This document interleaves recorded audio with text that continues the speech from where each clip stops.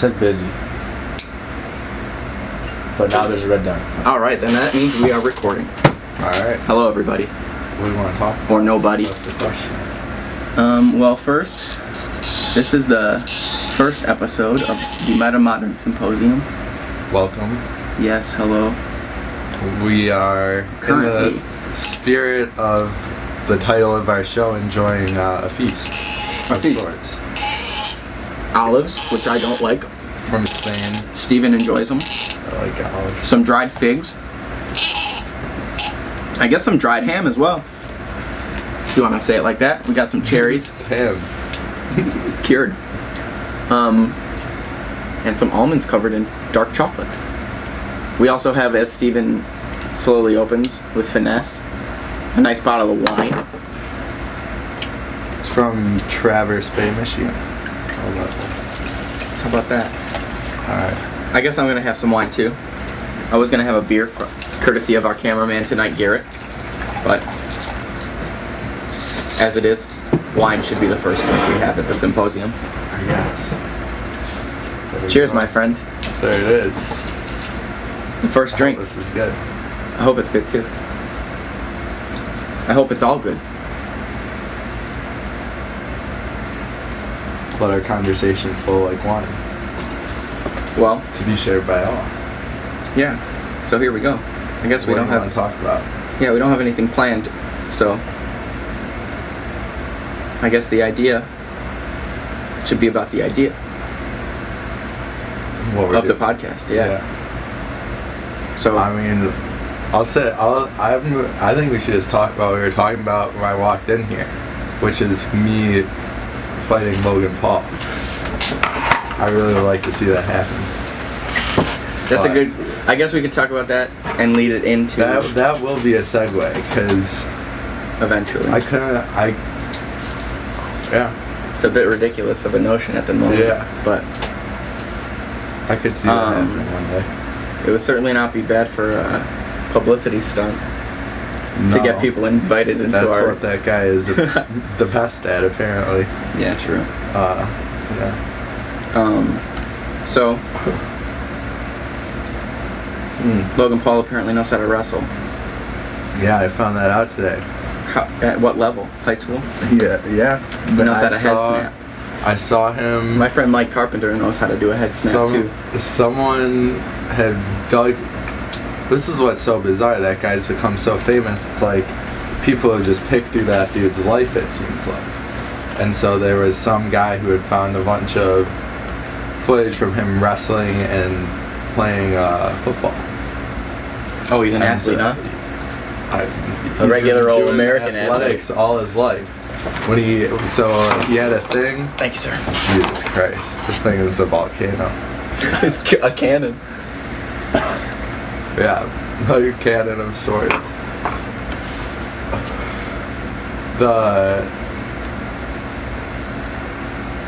In the interview where he called out Conor McGregor, he told Dana White that he's been doing athletics all his life. So, he's an athlete. Who was he talking to in that interview? Was it just himself to the camera? I don't know who was interviewing him, but he was like, Dana White, give me a fight. So, hey, the Contender Series exists for a reason. I want to do an amateur fight. I said I want to do an amateur fight in 2 years. So, TriStar of Montreal, here we come. Logan Paul, you and I are about the same size. Is he that tall? He's 6'2". He's 6'2", 210. You will be getting tested, my friend. I know. I know in the whole fitness industry, people think that the steroid era is dead, but you're gonna take steroids for the fight? I'll say this: if he wants, you just ruined it. Sorry, Dana White. I'll say this: if he would agree to, I will. If he wanted, you can't say that publicly and do everything. They're not gonna let you guys fight. Where are you guys gonna fight? Here? If there's some. Come to my palestra, Paul Logan. If there's Logan Paul. Paul Logan. No, wherever they could listen, they commission it in Japan where they don't. If he's taking shit and feels that's what he wants to do, I would start taking shit. I would get way back. Then I don't know what happened with weight. I would start getting. Gotta get you someone like. If that were gonna be the Greg case, I would Sizemore want, to teach you how to take steroids. Injections in my hip. You're gonna fuck. What? You're gonna break the wall. It's a palm strike. Shout out to Boss Rutan on the palm strikes. Yeah, absolutely. I've used them to kill many mosquitoes in my life. I bet Boss is really good at killing mosquitoes. He hits them like Funaki. He's probably broken a lot of household fixtures, though. He's what? He's probably broken a bunch of trying to kill mosquitoes? Trying to kill flies, I bet, yeah. I saw my dad broke, Your dad's my no little Boss sister Rutan. will love that. With all I'm due gonna tell the respect. story. My dad was trying to kill a fly in my little sister's bathroom, and there was a lamp, or just like a tube light bulb thing on the side of her mirror, and he took a He swatted it with his hand? Oh. No, he took a towel or something. No, thank God he didn't hit his hand. But he fucking whacked this thing and just, and the fly just Fucking bastard. My boss is hysterically obsessed with killing all the flies in our restaurant. So she's gone about the restaurant and hidden fly swatters under like our ice buckets and under our like behind our computers. And then she'll go up to tables while they're eating and start killing flies at them. It's pretty disruptive. Does she have like some vinegar, like white wine vinegar? She does a lot of. She does a lot of those traps. things. Yeah, lots of traps. Very Light traps. I'm gonna have an out. Oh, like outside? Does she have? She has the sticky strip in our basement. She has a light for inside that goes like in between our dishwasher and our bar, like glassware. Probably kills none. Listen.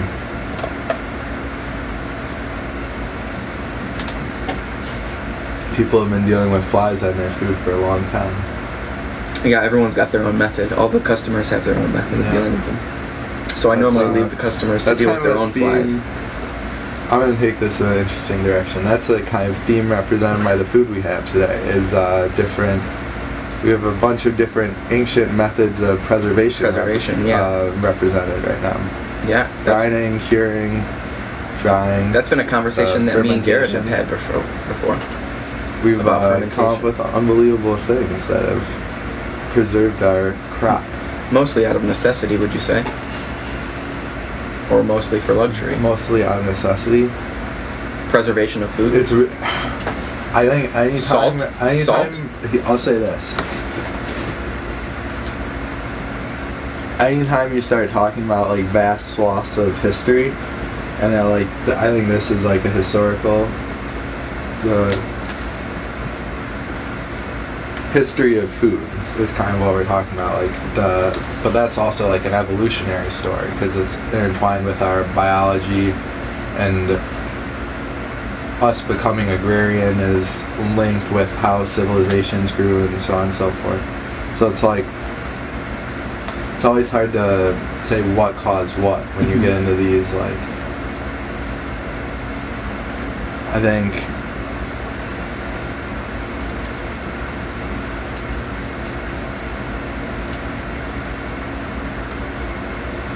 it's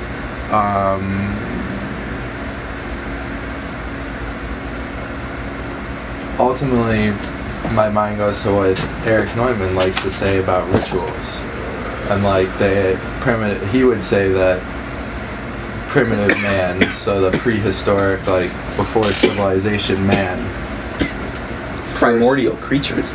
Yeah, exactly.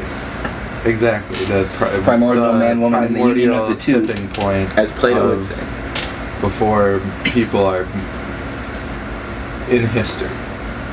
Right. Prehistory. Yeah. He's saying that these people needed a ritual in order to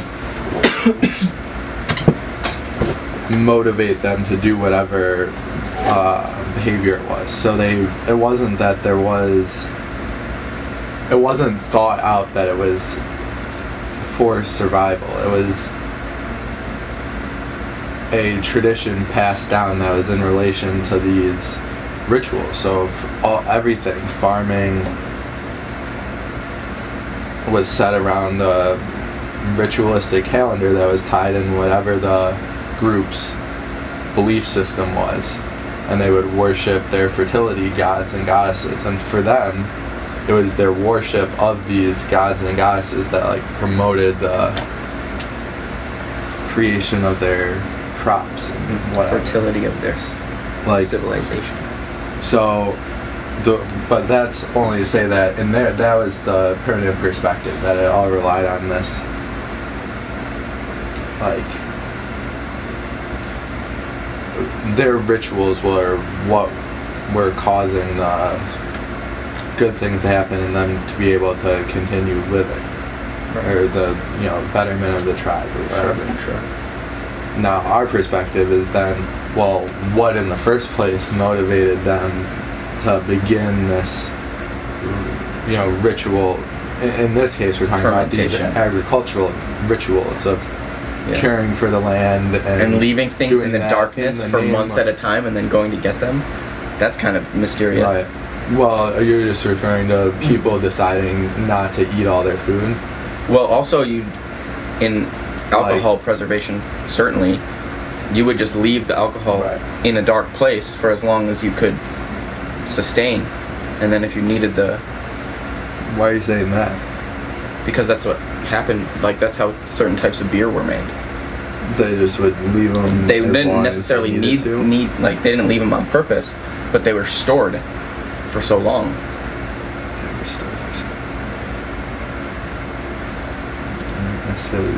Oh, what do you mean they didn't necessarily leave them on purpose? Well, they left them there, but they didn't like time it for a specific. Just keep going. If it stops again, let us know. So, ladies and gentlemen, we're using a shitty camera with.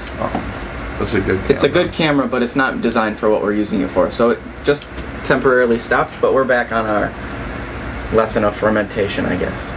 Lesson of fermentation? I don't know. That's what I don't want us to be a new fucking. Well, my point was that it's mysterious. I'm not old enough to be a teacher. It's mysterious. That's what I think. You and I are having a conversation. What my point was is that along the lines of like a mythical story, the idea that you can leave a thing in a cold dark place and then go get it and it makes you fucked up afterwards, that's pretty gnarly. Then you drink this in a ritualistic fashion and it enlightens your brain. That's part gnarly. of what Neumann talks about with the Osiris. The evolution of Osiris is from the essentially. Garrett, if that happens again, you let me know. Sorry. It's okay. Neumann talks about how Osiris initially was just a fertility god, so in a similar role to Dionysus, where he was just each year being it was just his role to replenish the Mother Earth or whatever. So Osiris started in that function, and then where essentially it was just a yearly, he played a natural role in the accordance of time. That was, and then transcended to become a higher entity, and part of that was his association over time with the ritual of fermenting. So his transformation, the transformation of Osiris from the mere fertility god subordinate to the great mother figure of Isis, to the transcendent father role he played in Egyptian mythology. Part of that was, over time, he became the representative of fermenting liquor. Yeah, not like, I mean, the beers or whatever. Right. But the wine. So the idea there is that as Egyptian mythology evolved throughout the growth of civilization, as these drinks and their effect became known, Osiris was associated with this process of entering an altered state, and it was through that transformation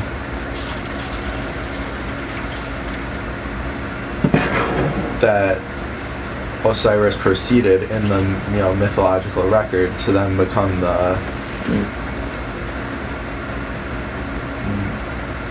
everlasting figure that the Egyptians believed him to be.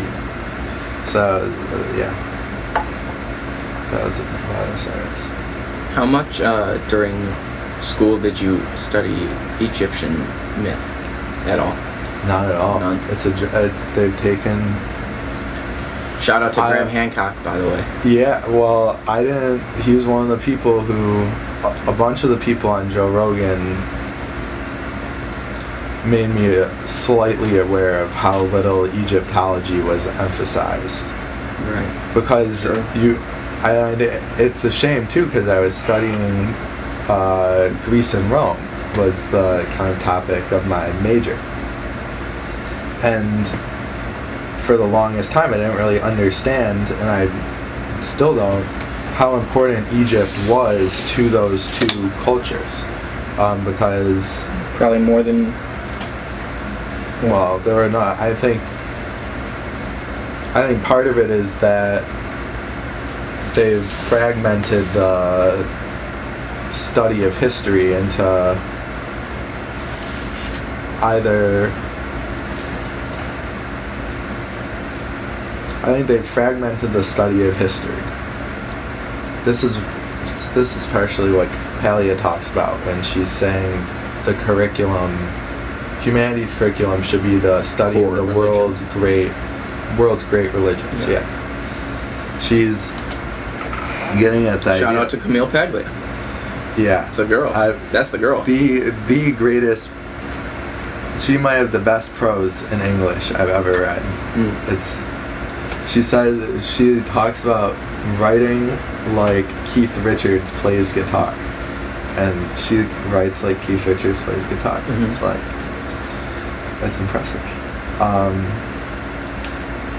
But it's the opposite of her vision essentially in the university. This was my experience at University of Michigan, is that they've fragmented history into all these specific areas of studies where the people teaching them are experts in their field but don't have an integrated understanding of whatever area and time they're studying in relation to whatever led to that place being what it was. And so they have a fragmented understanding. And that was reflected in the classics department in this instance of like,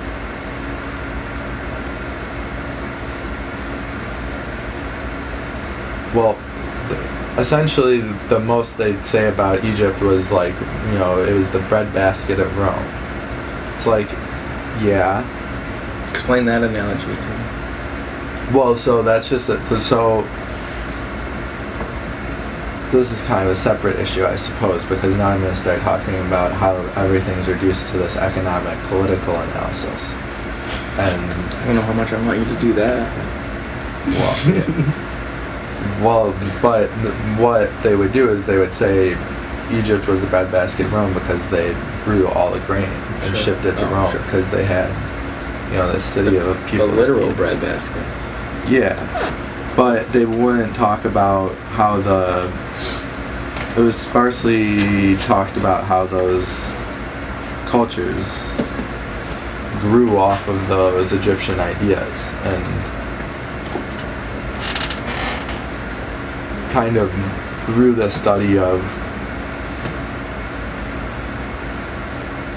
Peterson talks about it some with the Marduk stuff. Right. And he talks about Osiris quite a bit too in the Maps of Meaning material. Yeah.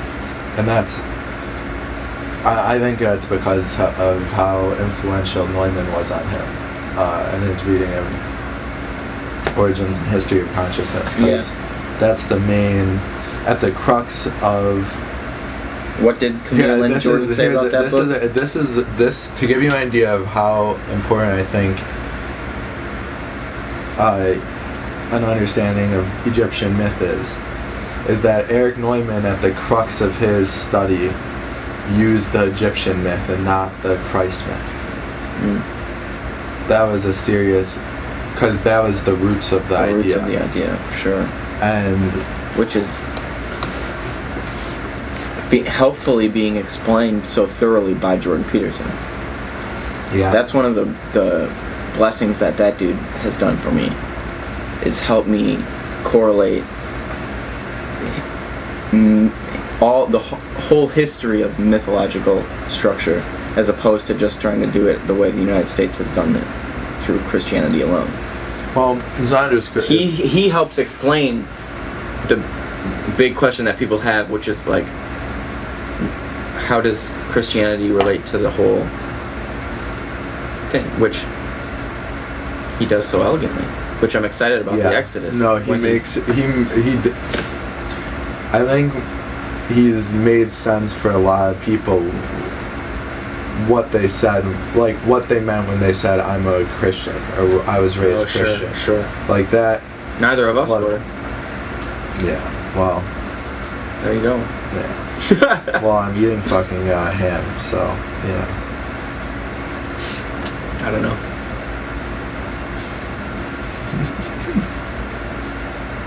Garrett, how's the camera doing? I think good.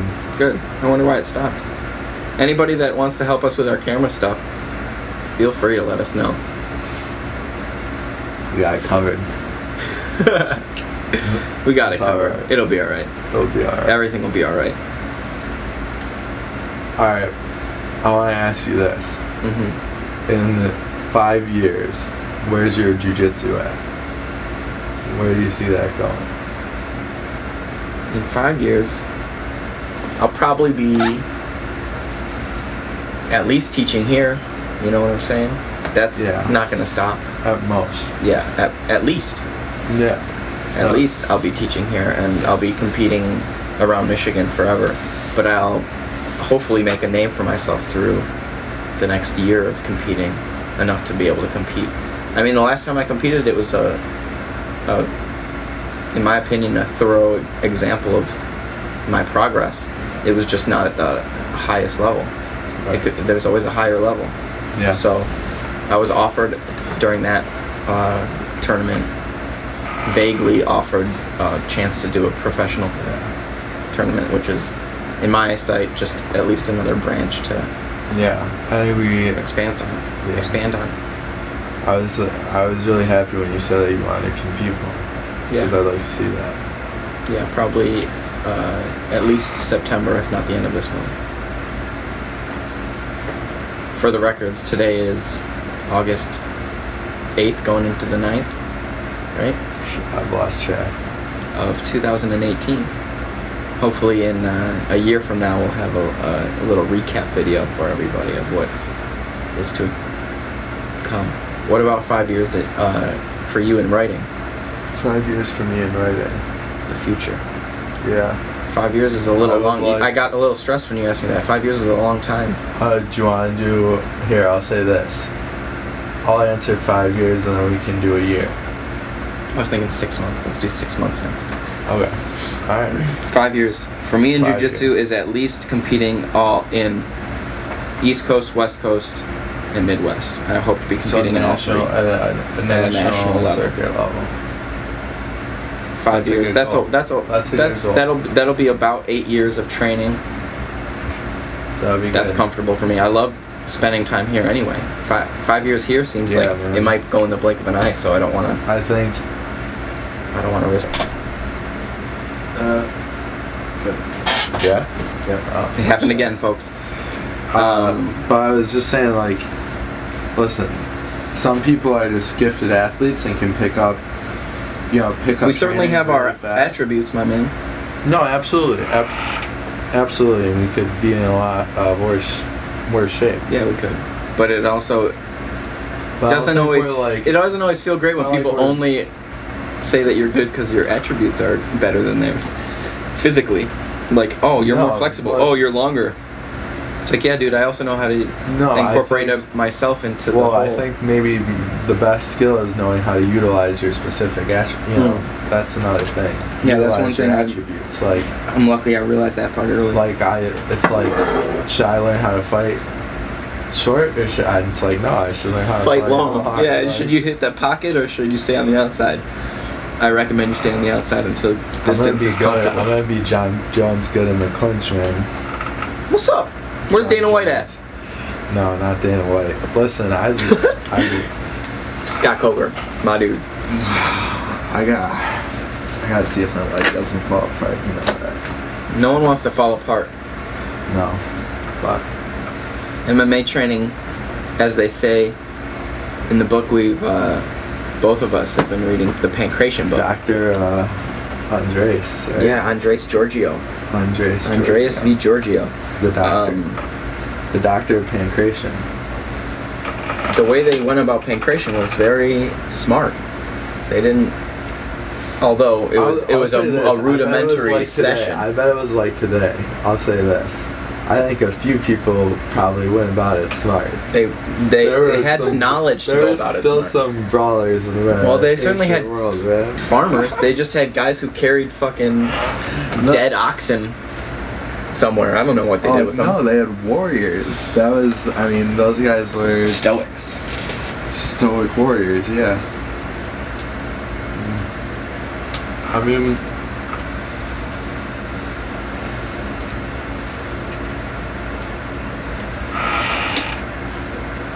Alright, 5 years. Oh, right.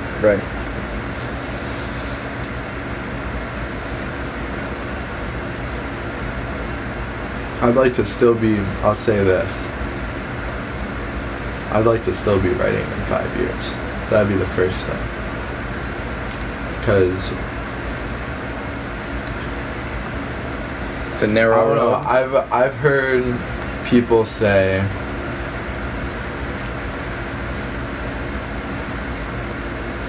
oh, maybe I'm just not one of those people. It's like, it's always hard for me to come in and train. It's always hard for me to sit down and write. Every day that I keep doing it, it's like, it's harder for me or easier? Personally, no, it stays hard. Like, it's gotten easier.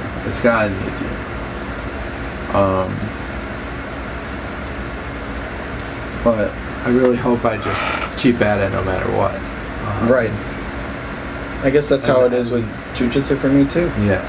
So that was the first thing. But that being said,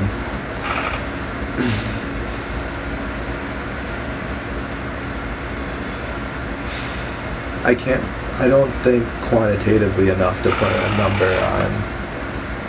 Like, I hope I can write stuff that I feel is true to myself and people get something, are interested in it. Because that would... Well, I can certainly say that that'd be nice. It's that'd pretty be really nice. Easy for the people around you, I think, if they paid attention to get into what you write, because it's eerily similar to the interactions they're all having in the gym already. They're all going to be able to relate to what you're writing about. I would think. I've tried to make it so I sense the Dostoevsky influence anyway. Part of that is I appreciate that because that's my guy, you know. Yeah, that's the guy. But he gives everyone a fair shake. He gives every perspective. Like and this is what Peterson clarifies from an evolutionary biology perspective. And this is a Jungian idea, is like, if it's in the realm of experience, if there's a perspective that gives way to a form of reality someone experiences, you have to consider that within the possibility of, you have to consider that if you're trying to understand what is possible. You can't toss people away as crazy or if you to understand and to understand in the ethical sense of not just I would say understand in both senses. Understand from the perspective of objective analysis, and understand from the point of a true empathy. Like, and Dostoevsky gives everybody, he gives Fedka the convict, he gives everyone a fair shake, you know? But I've tried to explore those possibilities within myself and put those on paper in large part. That was part of my experience reading notes from all that. Was that if you don't give this guy the fair shake, if you don't give this guy the fair shake, you won't understand. And I mean, I just went into it knowing I had to give this guy all the respect there was. This character, I gave him the respect, and it was an interesting go. But on a lighter note, the story, The Dream of a Ridiculous Man. That I can't wait to read that. That was like I was talking to Garrett about earlier. I'm really excited to dive into more about dreams, and specifically the emotions that they invoke. Because when I read about that guy's dream, I felt like I woke up from a good dream. And I was like, holy shit. That makes me so excited. One, to just read more things, but two, to dream about more things, consciously and subconsciously. But that is truly a fantastic story, as it's parenthesized in the title. Yeah. It's fucking amazing. Well,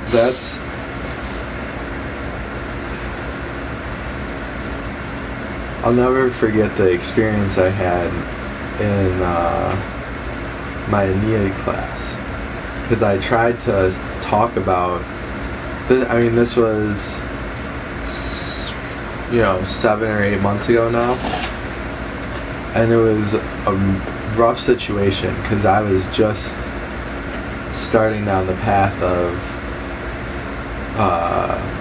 I was like through the first maps of meaning and into through the first round of the maps of meaning lectures. On YouTube, by the way. Yes.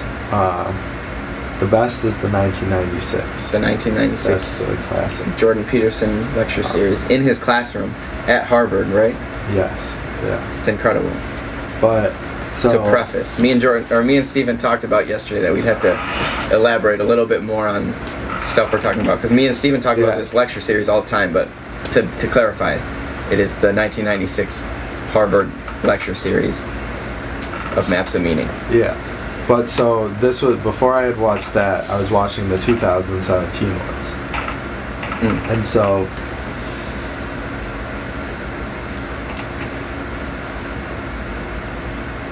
I was just encountering these ideas about dreams that I hadn't encountered before, and then I got thrown into this Aeneid class and was struck by this sequence in the 6th book of the Aeneid, which is obviously some sort of dream state, and I think if you're really reading, it's a psychedelic revelation. I think obviously, that I think that's represented in the. It's represented in the. Thank you, sir. I am represented in the work itself. It was the nature of the ritual that was taking place. Right. And it's also described in. But anyhow, so I had this whole idea for this paper in this class, and was it? I had talked like a project, or? So I wrote a 15. Was it the final? Paper. I should say. Yeah, it was like the accumulation of this class was writing this paper. Gotcha. It's actually called a capstone seminar to add a symbolic layer of intrigue. But anyhow, so I have this idea of doing essentially my best shot at like almost Jungian analysis of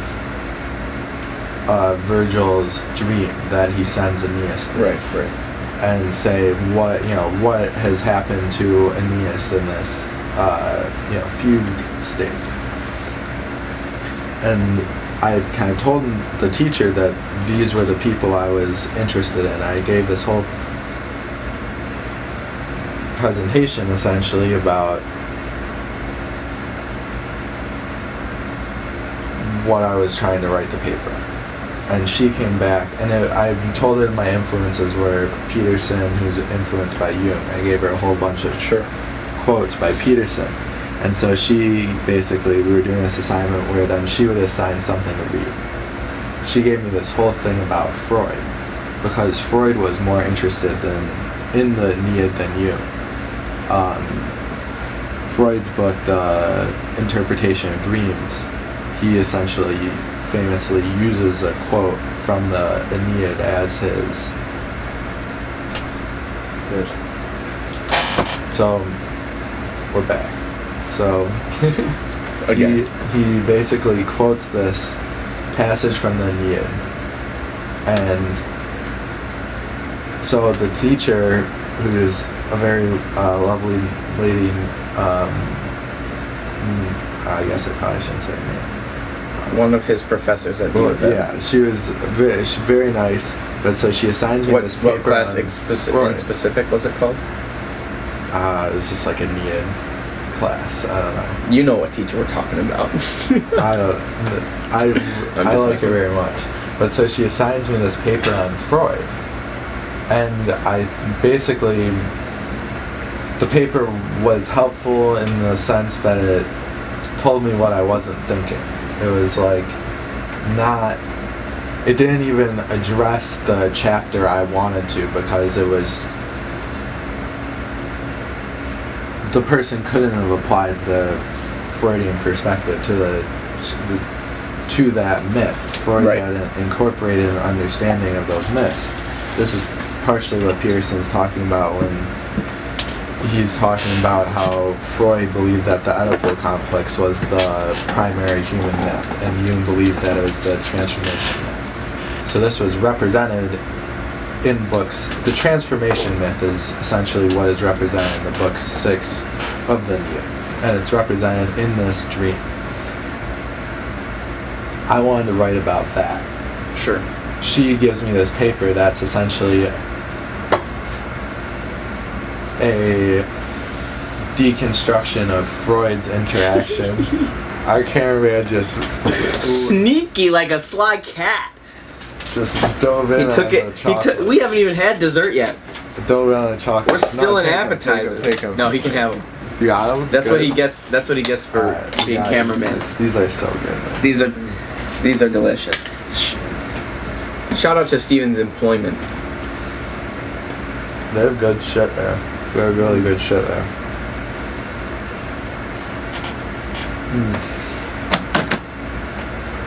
But I had to give this presentation on this paper, which was all about Freud, but I wanted to talk about dreams. So I basically tried to weave in this paper into my actual topic, and it was just. You said you induced chaos? I induced chaos in the classroom. You should have been cited for riot. There was this lovely girl who... They should have called the police on me. Was a psychology major and was telling me how out of date Freud was. I was like... Hold on. I was like, yeah, I'm not saying for like, but it was the idea that I could look at these dreams as representing any type of abstraction about society, real life, or like people as a whole from this poem was like, oh, nice. Okay. It was very terrifying. It did not go over well.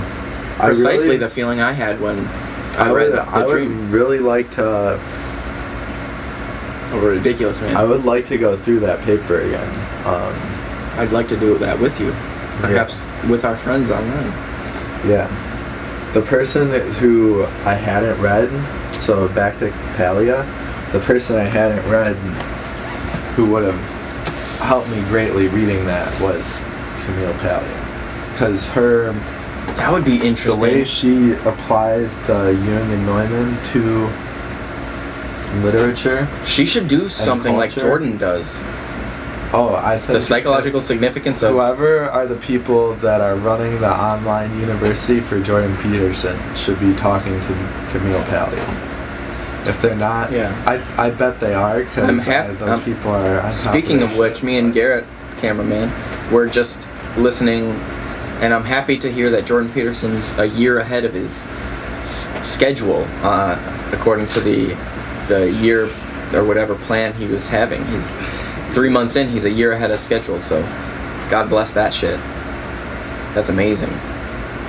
That would be a dream to do something for that. Steven and I both need to, as well as everyone, should be doing the online university curriculum, whether at the future authoring, those would be fun. But that's a lot of work. Yeah, if you got the time. If you got the time. Me and Steven are kind of trying to do our thing. We kind of have a future authoring idea going on. It would help. I'm sure it would help. I don't know if I ever told you this. I've used his ideas for what the future authoring program is and the past authoring program. I'm incorporating into what I'm writing. It's like I'm answering those questions in my mind in story form or whatever. But like, I've seriously listened to what he's trying to get people to accomplish in his thought process into like how he lays out those programs. Because it's like, one thing I think that these first few stories, first three in particular, so I would say, should we talk about the stories that we're referring to? If that's alright. I think that should be prefaced. A big part of the influence of my comfort level of doing this podcast is that I have such a high level of interest and faith in my friend Steven's story writing. And right now he's talking about the third story in his 9-part series called At Night.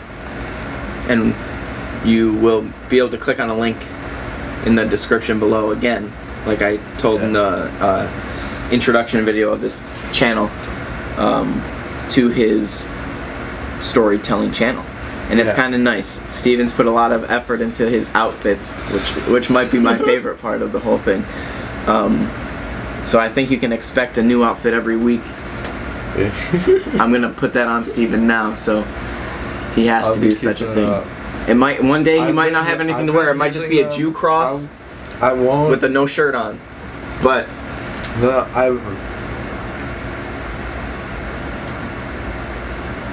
I've always been interested in what colors mean.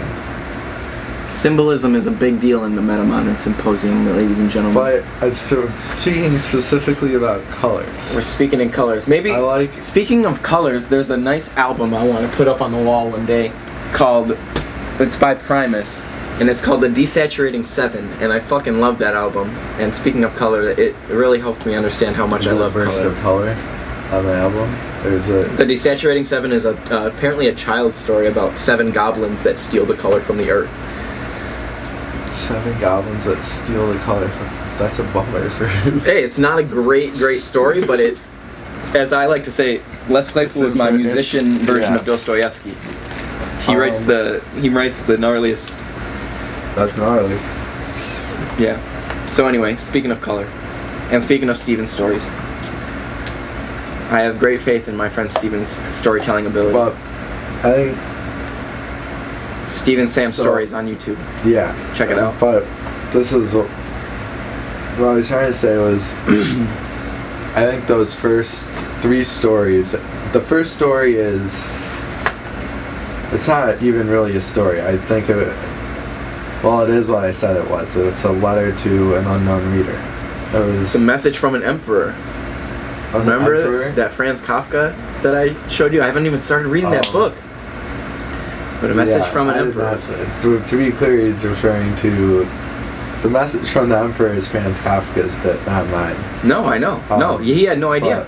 Yeah, it was a similar. It's just a similar function. Yeah. Yeah. Or in a similar direction, I would say.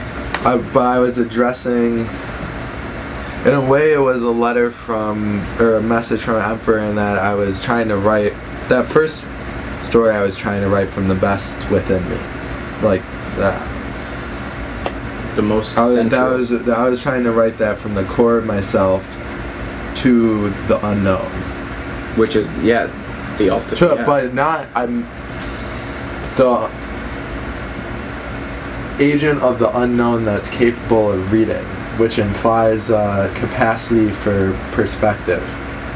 So, and that, I mean, that's sure. an animal idea. Sure. Anyhow, after that first story, the next 3 are really about me digging into the shadowy bits. And the way that ties into the in order to dig authoring, out of them, yeah? Well, the future authoring program is like Jordan Peterson talks about. Provide a vision and a counter vision. Provide something to strive towards, and provide an idea for yourself of what the hell you need to avoid. And it's like so helpful. Dreams are so helpful for that. I did that in these, and kind of using the methods of perspective that people like Dostoevsky and Hemingway have laid out. I investigated different sub-personalities in myself that have manifested enough for me to feel like I can. Yeah. Have you read The Double by Dostoevsky? We should both. That's the one I haven't read yet. The only short story I've read by him is White. And that's not true. White Nights is another great story. But yeah, that's the one that's the one I know. The Double, apparently, according to I really do want to read those. According to the chronography of his life in the beginning of that book, was his first go at writing about undertone personalities of his. The Double was, like you said, like digging through the. Speaking of The Double, how fucking strange is this camera in this room right now? We're lucky we don't have 2 cameras going. Our GoPro's just full of memory at the moment. That would be the triple then. The triple. Dostoevsky's The Triple was the unwritten book. Well, that was, I don't know how to say that. But I think,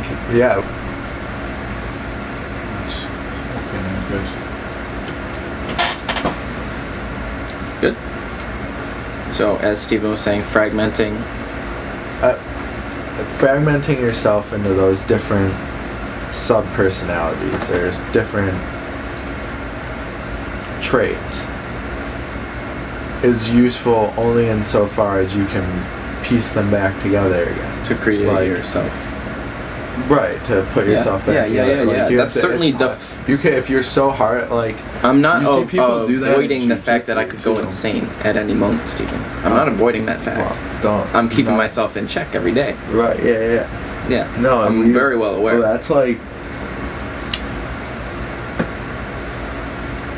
I think watching Habib talk has been... Like, he talks about that, like how controlled he has to keep himself. Because I think he's in these really weird situations in Dagestan, too. Where speaking he really of which, has to be like... Did you hear about him and the homeless man? Very careful. Did you see that yet? Oh, the video where he's like... I haven't watched the video. Yeah, I saw that. He's messing with him. I didn't make too much of that. think I kind of thought when someone explained it to me, the super fan at my work, shout out to Steve at work, he was saying that the way he described the interaction with the homeless man was that it kind of seemed like he was doing it in jest like he would do it to a friend who also has no money, because I don't think they have much money in Dagestan, and it's not like he was like deteriorating this guy's motives. He was just kind of fucking with him. He was just like a buddy. That's what I thought. He wasn't putting a gun to that guy's head and making him do push-ups. No, I know. That's the. Listen, guys. If my friend needed $1, I might tell him to do some push-ups. If he really needed $1, I'd say, hey, you do some work for me. Now, that being said, especially homie. I'm not quite sure what he was thinking, but anyway, about his mindset. Well, it's interesting that even in spite of doing that, he was interviewed where he was talking about how measured he has to be all the time and aware of what he's doing because there's cameras around, and also, I mean, I don't know what his situation is like moving around Dagestan really, like. Yeah, well, people in Dagestan certainly know where he is, so it's not like in Dagestan he can be totally outrageous, because everyone in Dagestan knows him. So he's got some sort of a responsibility. He's an ambassador of Dagestan, for sure. Yeah. Here, do you have a beer? You want one? Drink one of these. Or put them back in there. I think Alpaca Thesaurus is absolutely right about... Big shout out to Alpaca Thesaurus. He's actually one of my most recent obsessions. He's another avid... YouTuber. Well, avid... Speaking of which, I like that. I want to get to know some of my fellow YouTube creators. I'd like to get to know him. The thing about him, though, is he's another one who likes his yin, I would guess. I'm so interested in his background. I want to know what he does. I think he... I remember in his initial videos... He was being Alpaca Thesaurus. Who we don't know who it is. It's just some guy. He's some fucking... what, Cavassier the goddamn Newt. Yeah, he's one of my favorite characters. I think it was a psychology study at Cornell, a YouTube channel. Basically what this guy does is he breaks down the MMA... Mostly high-level MMA. I think he breaks down like just the MMA world using... He does other people too, though, yeah? I mean, obviously Putin was in it because Conor McGregor, but hasn't he done Jordan Peterson and stuff like that? No, I haven't heard him talk about Jordan Peterson. Okay. I mean, he's just I think it's just... He's aware. Well read in the psychological literature, and he's applying... Yeah. I mean, his notions of what chaos are map entirely onto what Peterson's notions of chaos are. And he talked about that probably the most with Tony Ferguson. As Tony's, talking about how Tony was someone who embraces that and creates out of that. Yeah, for sure. In the fight. Which, like, what were we saying about him? I don't know. We were talking about Habib. Yeah, well, Alpaca Thesaurus is the way we've been able to study so closely Khabib's... Probably don't snap it. The way we've been able to study Khabib's personality and how he handles the situations. One of my favorite things to watch is the way Daniel Cormier and Khabib Nurmagomedov act, aka the way they run their gym. There's a video of Daniel Cormier, I believe, post double champ, and he's just putting that fucking whole mat in order, and he says, he's like, what the fuck are you guys doing? Yeah. Talking? He was like, you guys are talking right now? This is training. It's like, it's 12:35. What the fuck are you guys doing? Oh, I saw that. It's because the guys weren't, they were just like... They were talking. They were just like... No, they were like hitting the bag or whatever. Yeah, they were just hanging. And he's like, no, we're going. We're sparring. Let's go. Yeah. That's amazing. Good for them. You know who kind of scares me is... what's their coach's name? Javier... Mendez? No, Velasquez. No. Javier Velasquez might be a baseball guy. Javier... Oh. Our first flub. We need Jamie here. Young Jamie. I'm pretty sure it's... Anyway, he scares me. The head coach of AKA scares me. Well, it's a good thing we just fucked his name up. Yeah. I'm almost sure it's one of those two names.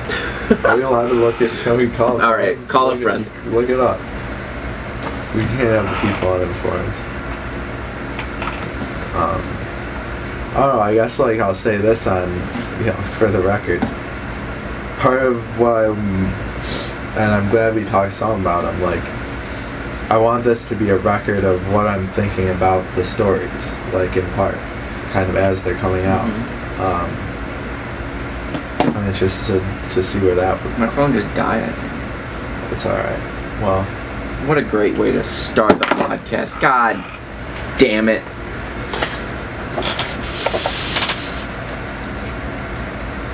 Don't be dramatic.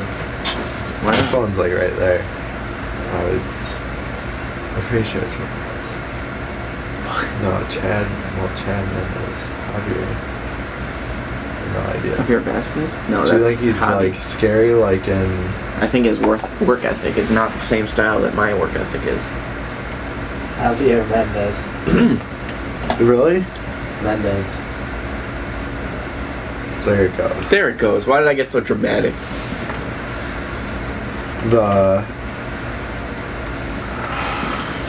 Anyway, just like, I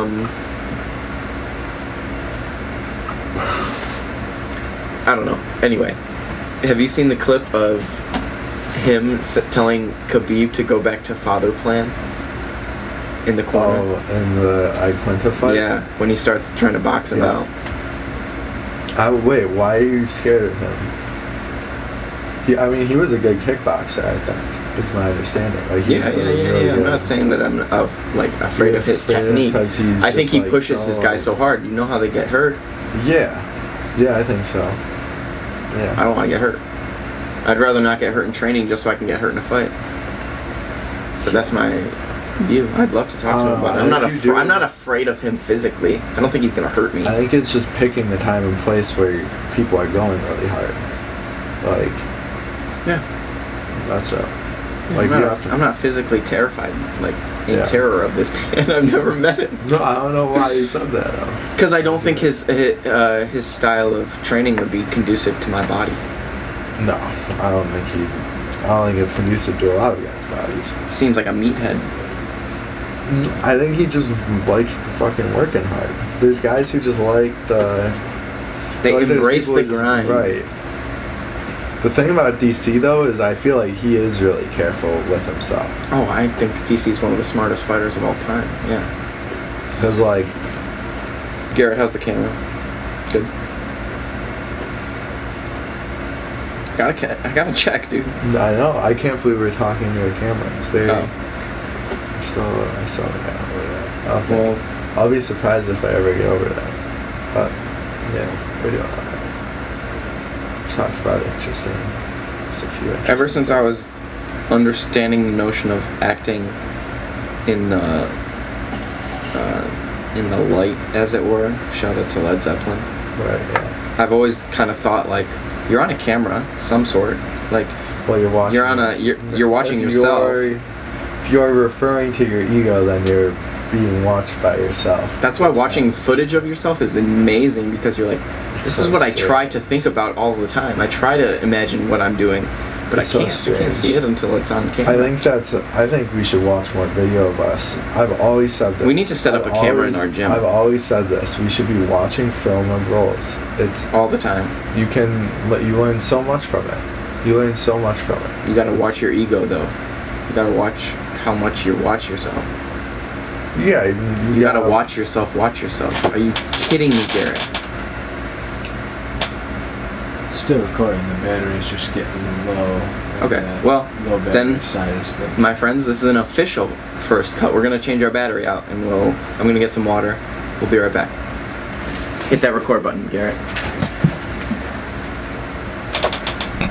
There it goes. It should be going. All right. What's up, my friends? Back in action. I didn't get water. No, I don't want to use that. Why not? Because it's backwashy, in my opinion. Fuck you. You're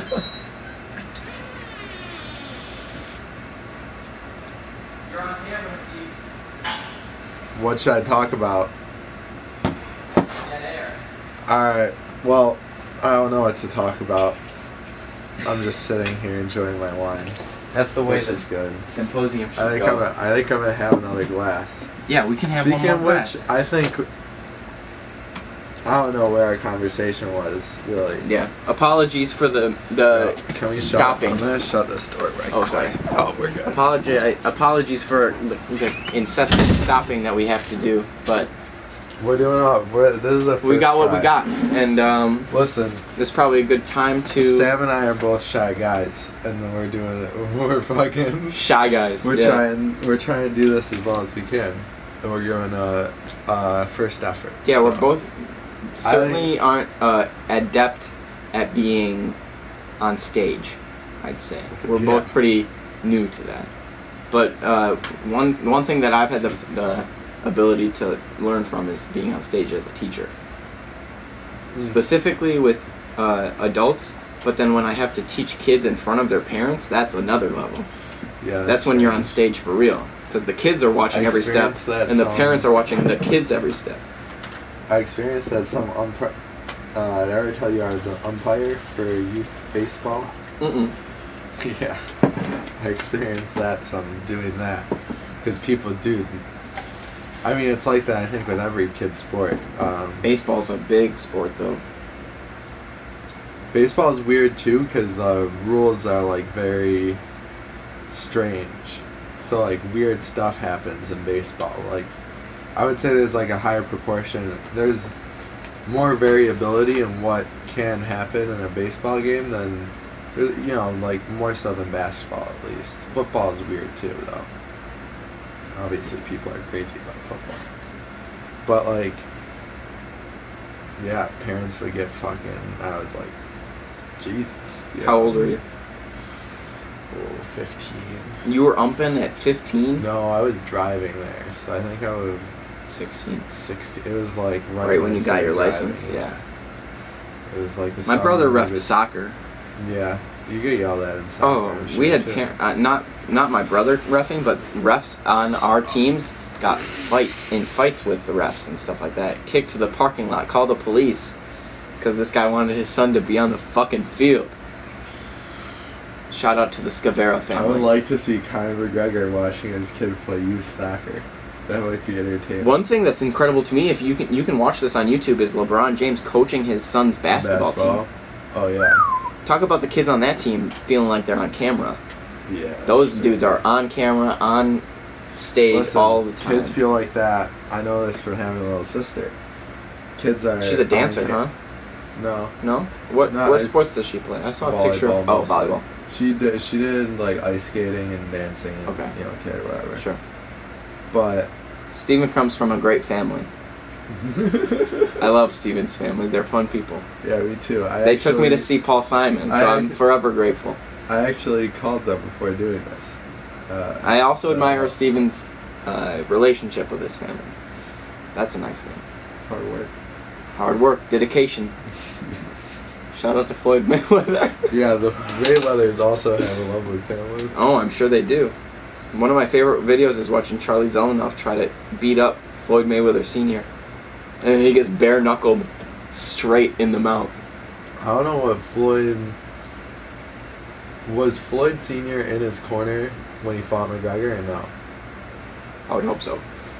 I'm not sure if he was or not. I'd hope for I thought there Mayweather was Sr.'s like paycheck. back and forth about it. And he may or may not have been. But anyhow. I'm going to get my phone charger. You're gonna leave me here? Yeah. Jeez. It's the way it goes in Symposium. You can't expect your friends to just sit in one spot forever. Sometimes you gotta do Yes. stuff. This, one of my hesitations when me and Steven decided to do the first podcast alone was that when there's so many people in a true symposium, I think the numbers is something like between 7 and 24 people was the proper symposium. The fact Yeah. of that matter is that you I could will walk say- away and no one would ever miss a beat. Yeah, I would like to see this. I would like to have like a group of people. We wish we could have a of, bowl 10 times as large full of olives. olives And, yeah. Well, there's plenty of olives. and decanters of wine the size of yeah. pitcher plants in Africa. Pitcher. Or maybe in another country. I'm not sure where pitcher plants go. Oh man, I have no idea what those are. You've never seen a pitcher plant? A picture plant? Pitcher, like a pitcher. pitcher of water. I've seen a picture. But A not- picture of a pitcher of water. A pitcher. I'm saying it's a plant that is in the shape of a pitcher, and it holds like this acid, and when animals as big as rats or birds fall into it, they just get eaten by the plant. It's one of the most carnivorous plants in the world. I did not know about that, but now I do. Hello, Yeah. Symposium. I know some things. I don't know much about it. I just So know it he exists. To exist and to know about it is one thing. To exist, to know about it. Yeah, if you don't exist, no one will know about you. If no one knows about you, do you really exist? Come on, Steve. Let's get deep. I don't think that made. I don't know if I followed that. If I did, If you didn't, you might soon. If it didn't make sense, then so be it. But it probably made some sense. so are you saying that if no one knows about you, If a- then you don't exist? If a tree falls in the forest and no one hears it, what if, that's my analogy. are you? The reason we're recording ourselves is so Okay. somebody hears your stories. Yeah, sure. You don't record them to not be heard. But they certainly do exist Yeah. if nobody hears them. I'm being a little hyperbolic about it. Well, I think it's a dialogue. Is the idea? To speak? No, like.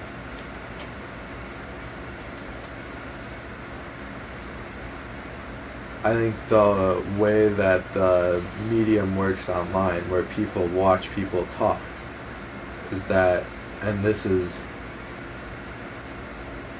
what Peterson says he's doing when he's lecturing, is having a conversation and Mhm. trying to be informed through the conversation. And so Right. so like part of it, you can think about it this way too, like I want to have conversations with the interesting people who are having these interesting conversations online. I'm not going to be able to do that by just watching the conversations. I have to join it. So part of what I've done is figure out like how I'm going to do that. Sure.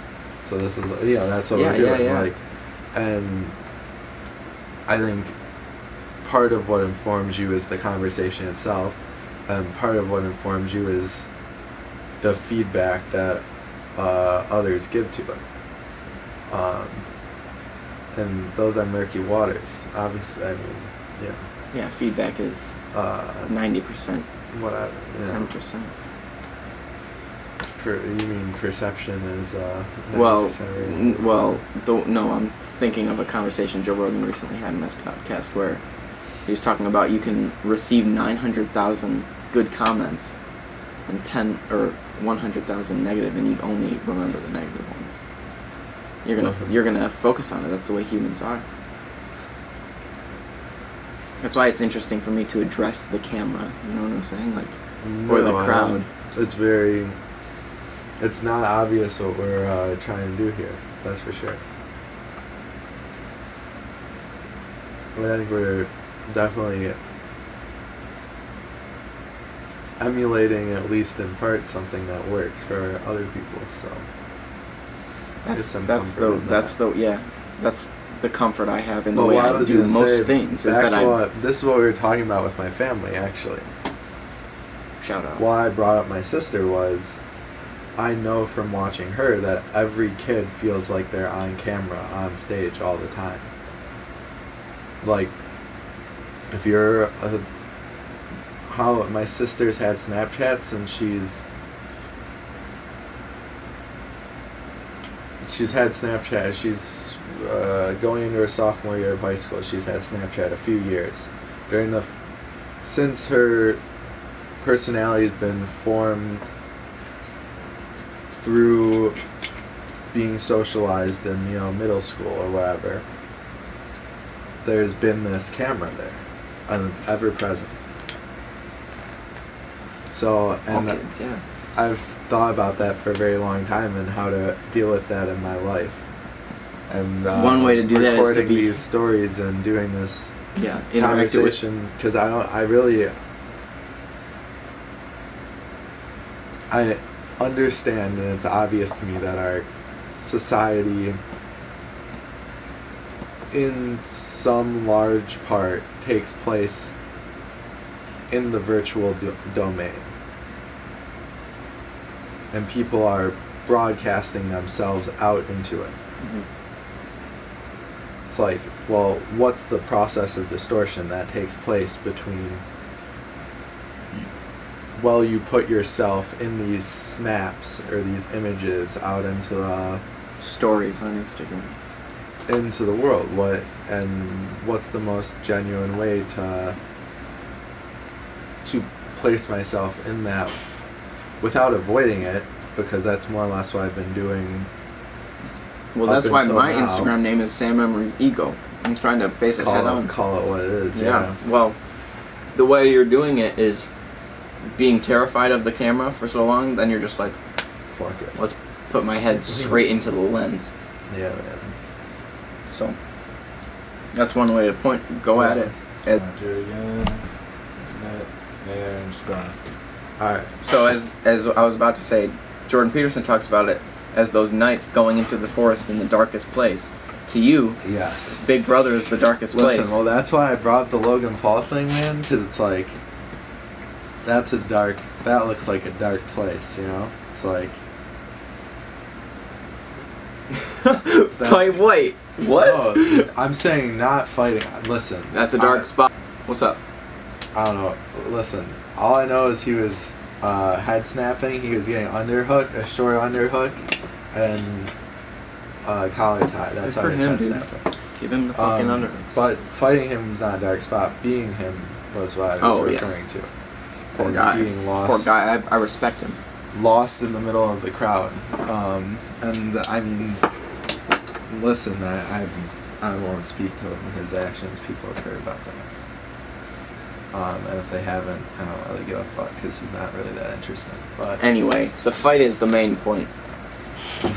yeah, not anyhow. But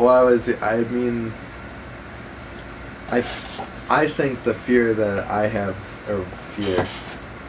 the fear I have of the camera, let's say, call it that. People are incorporating that experience of being on camera into their life in plenty of ways. Like, some people are probably doing it better than others. I've avoided it. Now I'm saying not to. And we'll see how that goes. Like, Yeah. But I'm trying to do it in a way where I don't feel like I'm You're doing it at your own myself. Yeah. You're doing it at your own regard. Yeah. I tried actually posting on Did Instagram you- last night by myself. I saw. Yeah. You did it a little backwards though. Oh, Because I did that on purpose. I thought it would be. You posted a interesting- picture of you nice and then said hard training and then recording, but it was like reversed. I don't know. I guess it was the. He's new to artistic Instagram. license. I thought it was implied that I obviously Done the hard Yeah. work first. Yeah. It was. People don't take implication well on Instagram. Listen, I'll learn slowly. I'll learn though. Steven's. Can we talk about? I want to talk about the Plutarch. Sure. It's a little out of my realm of expertise. No, I just want to ask one of the. I just want to. Yeah, pick we one of could- his questions. Sure. I've been randomly. hoping we'd do this the whole night. Yeah, I just wanted to pick one of his So- questions randomly. Okay. It's a great book. A great man. So basically, this guy Plutarch wrote a whole thing called the Symposiacs, where it was a dialogue of people talking about different questions he asked. The only one that's in here, which we've tried to do, I suppose, he asks whether or not it's acceptable to philosophize at the dinner table. I don't know if I'd call this dinner, but I certainly ate at this table. I mean, this was my dinner, so Yeah. I've been, for the record too, I've been controlling myself to not eat like a pig, but I've probably failed in that regard. Well, I don't know. It's been awesome. So, Are you finding that? here we are. Well, I want to see what you say. Is it acceptable to philosophize at the dinner table? Well, And if so, in my under opinion- what circumstances? in my opinion, that's sort of what dinner table's for. Yeah? Or no? Well, I mean, it's for eating too, isn't that? Sure. Yeah, but a dinner table, in my family, invited people to discuss things that maybe were elephants in the room. So maybe not philosophize, but if you're philosophizing with the people around you, you're figuring out the way they think. I think it's certainly a place to figure things, like, it's a place to talk and figure things out. Yeah. What is well, philosophy? I think the whole point... I guess you'd have to decide what philosophy is. I think it's just the...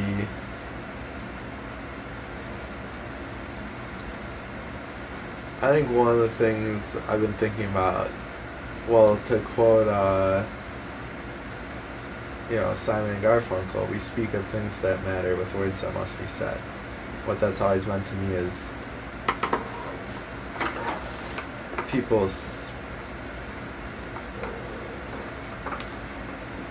people are picking what to say out of All the language. right there. It's all that's to say is that there's something motivating whatever the speech is. There's a I guess a little more. This might be hung up one day. This is the first Symposium bottle that we drank. It's pretty good. It was good. Shout out to Got it everyday wine. Chateau Grand Traverse. Yeah.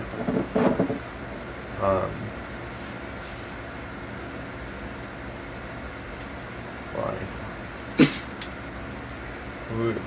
I think every conversation is supposedly going somewhere. I think that if you accept that as a presupposition that people are speaking towards an end, Yeah. every conversation is in one form or another. Meaningful? Well, it's a form of philosophy. It's Sure. trying to find an end. What makes philosophy is that you specify it as a discussion about, trying to find a better way or whatever. But I think kind of one of the notions buried in the idea that of consciousness as the primary human tool is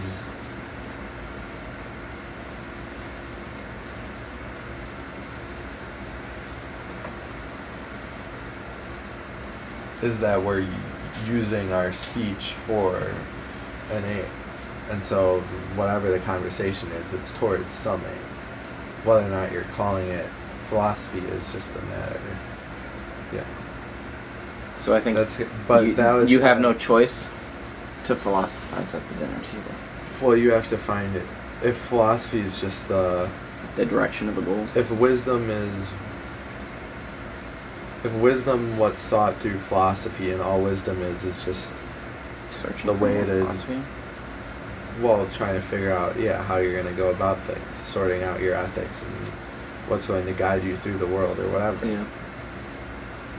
If you take those kind of notions about consciousness to be true, that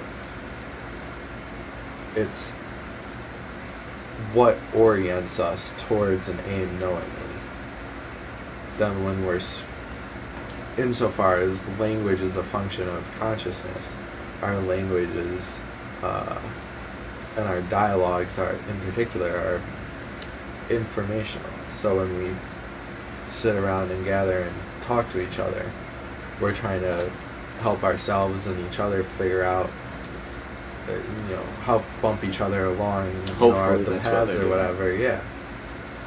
Well, and that's happening whether or not people are thinking about it happening or not. But like, one of the things. Hopefully. That's possible. Right. Well, one of the things that I think I liked best from that was that he talks about philosophy being like, philosophy is acceptable at the dinner table according to the main character in the Plutarch dialogue, whose name I'm forgetting. Yeah, let's figure it out. Yeah. Is that if it's for everyone and everyone can partake in the conversation, that's when it becomes acceptable philosophizing.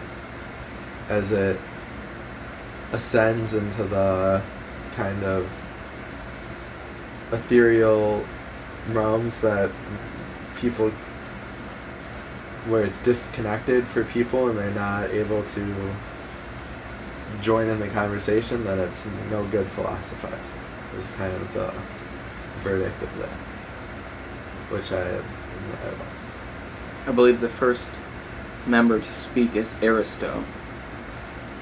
will be able to find it. Whether that's the main character, I'm not sure.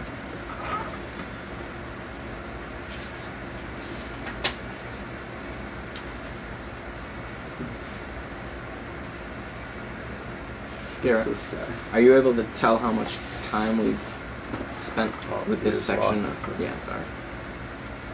It's I think we've only got a few minutes until the next thing. Alright, well, maybe that's a good spot to stop. Next time we'll start with, well, we'll start with that. we'll try to start with a little bit of Plutarch and then Alright. let the conversation Yeah. proceed. So it's kind of like That's a good idea. That's a good part idea. 1 and part 2 of this first podcast. We wanted to try to do an hour. It's probably like an hour and a half by now. Something. But, motherfucker, I have about 1,000 hours of time to spend with this man and talk about foreverness. So, we'll be If you we'll listen be to around. this- I'm excited for this to go up. If you listen to this, thank you for listening. And God bless indulging you. us. Yeah. May the gods Take bless it you. easy. See ya. Everyone take it easy. I'll say that. How about it? Shut it off. Shut it off, Garrett. Stop it. That was not- That was it. That was the first one. That was fun as hell to me. I could do that every day. Probably shouldn't though.